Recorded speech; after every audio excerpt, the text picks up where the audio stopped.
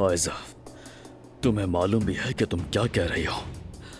तुम इस आदमी के साथ काम नहीं कर सकती। मैंने कह दिया, हम यहाँ से जा रहे हैं। उमर, अब बस करो। हमीद अंकल और शरीफ साहब को मुश्किल में नहीं डाल सकती।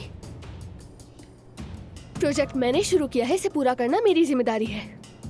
तुम देख नहीं रहे, इन्हें मेरी जरूरत है। ठीक है, समझ गया। इन्हें तुम्हारी जरूरत है, लेकिन इस आदमी का क्या? तुम इसके साथ काम करने पर मजबूर नहीं हो। मैं यहाँ पर सिर्फ चचा की रिस्पेक्ट और उनके कहने की वजह से हूँ, क्योंकि मुझे आयजा के साथ काम करने के लिए इन्होंने ही कहा था।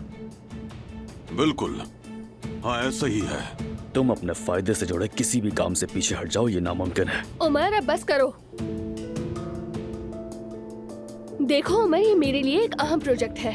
इसमें कौन शामिल है कौन नहीं फर्क नहीं पड़ता। मुझे मेरा काम करने दो, वक्त वैसे ही बहुत कम है।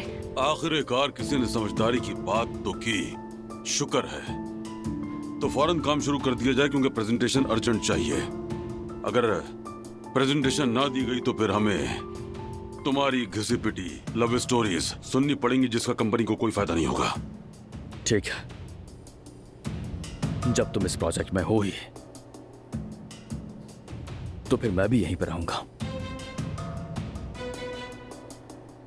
सुना आपने बाबा, आज से मैं भी इस प्रोजेक्ट में हूं।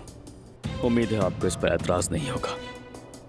अच्छा, फिर सब तैयार हो जाओ, तुम्हारे ऑफिस में काम जारी रखेंगे। चलो।